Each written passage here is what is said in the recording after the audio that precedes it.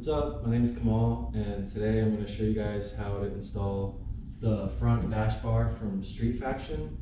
And I'm also just going to explain to you guys what I did to my front bumper in order to keep it on the car. A lot of pictures online, I'll see people just run this dash bar bumper list because, I mean, if it's a track car, I guess you don't really need the bumper, but I love the look, you know, it looks better with the front bumper on there. In order to get access to the old stock crash bar, I mean, you're gonna have to take the bumper off. If you're doing this, it's a lot easier to put the front up on jack stands, because to get the front bumper off, you are gonna have to remove the 10 mils in the front. So we're gonna jack this up really quick. That's another cool thing I did with this is, since I did get the bash bar that has the jack point, it's right under here. And once I jack the car up, I'll show you guys what I did exactly to allow me to still use the jack point with the bumper and all that on. So we're just gonna start with that really quick. So I guess I can show you guys this because there's a big access hole here to show you what I did. Basically, I cut the bumper and the underbody panel. You can see how the jack is right there, and then the jack point is there as well. And you can see it just gets in the center point of the jack point on the new bash bar. And even the jack itself, I mean, I cut it just enough to what I needed to get my jack in here, because I mean, the less you cut out, the better, because you don't want to have a big hole there, because if you're traveling at high speeds, it's gonna like start kind of flapping and flexing a little bit. All right, so you guys can see I jacked the car up. I haven't lowered it yet, and I mean, you can see that because you can see the gap here with this hole I cut. I mean, it does flex a little bit. In order to put your bash bar on, you, like I said, you just gotta take the bumper off, which is pretty simple. I mean, you have just these plastic clips here. Mine are kind of mismatched because I lost some of the OEM ones. And then on each side of I don't have my front fender liner in anymore, but you are gonna have to remove the front section of the fender liner to gain access to the 3 bolts in there. So get those 3 on each side, and then the last thing you gotta do is, if you just come under here, you don't have to take the whole underbody panel off. You just have some 10 millimeters. Looks like you just have 6. You just gotta zap off. And you can see here how I cut into the bumper a little bit and then just cut the underbody panel a little bit, just this perfect square in order to get to the jack point here. Which it came out way better than I thought it would. And it's super helpful because, yeah, maybe you could still jack this without cutting this, but you're gonna be like, you know, it might crack your bumper. I mean, who knows what will happen.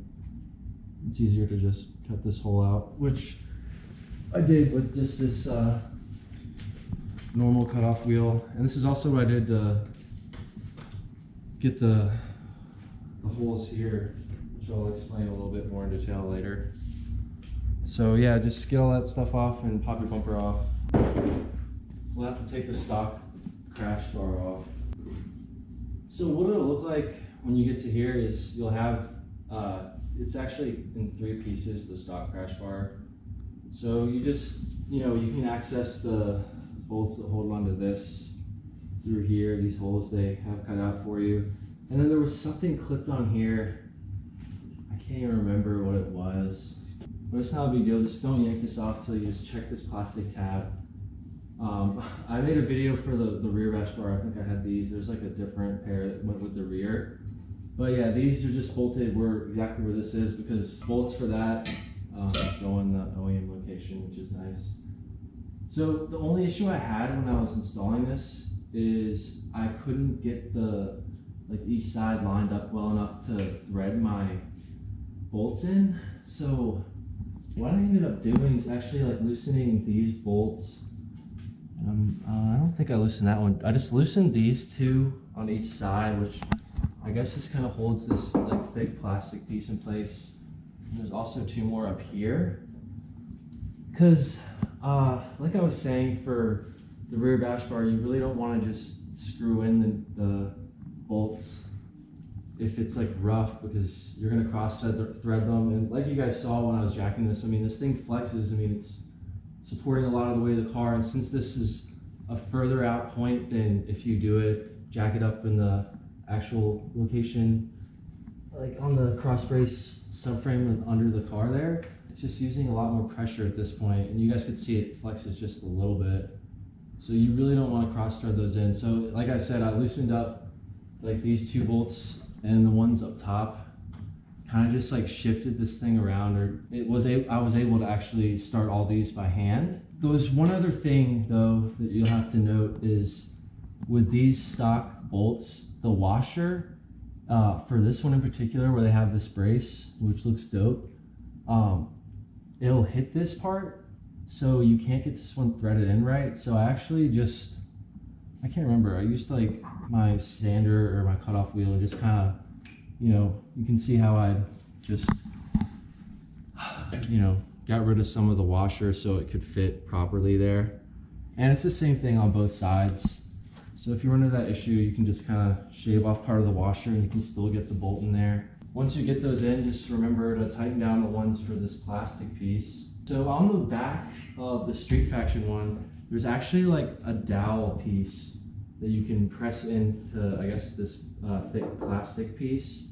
And that definitely helps with aligning bolt holes, but you know, it's not like perfect. You gotta, you know, kind of push tight to get it in there. If you have a second pair of hands, it would probably make it a little bit easier. But yeah, just, you know, don't force these in. You don't want to cross thread that stuff, especially if you're going to be using this jack point. I mean, this thing looks sweet. Like, I love the way this thing looks. But like I was saying, I still wanted to use the front bumper. I did want to still be able to see the majority of the bash bar. So what I did was just remove my license plate and this license plate cover. I basically just kind of eyeballed it. I did the same thing I did in the rear, where I just put a strip of painter's tape down just as a line to follow when I used my cutoff wheel. Yeah, when you put the tape down, just, you know, measure like the distance from like here to here and here to here on both sides, just so you know it'll look somewhat even. I mean, if I used a Dremel, especially in the corners, you can see like here, it would have been a little better because the cutoff wheel is actually like wider than this cut was. So I kind of had to, you know, just be a little careful. It's not a perfect cut, but it looks all right. So I cut that out on both sides. I mean, you have to cut out a place for the tow hook. I mean, you might be able to just cut a place for the tow hook and still get the bumper on, but it'd be super tight fit. So, and then the other thing I did was I cut out the, you know, there's like 3 like plastic things that just run along the whole like grill here.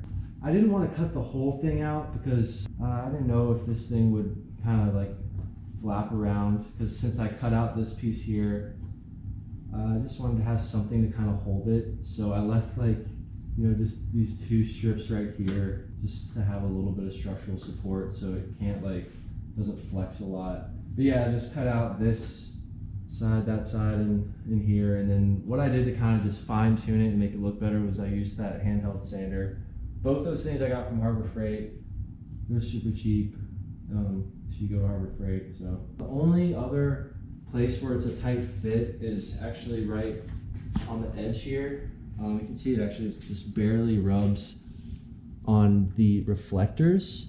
So if you keep the reflectors in your bumper, this is gonna rub, you can actually see like right there, it rubs on it. So, I mean, that's not, I don't care that it rubs, but it just makes it a little more difficult when you're putting the bumper back on. You just kind of have to like pull a little tight when you're putting those screws back in. You could actually just take those reflectors out, but be careful if you still want to pass state inspection. So yeah, that's how we got that done. I love the way it looks. Just wanted to be able to see as much as I could of the bash bar through the bumper.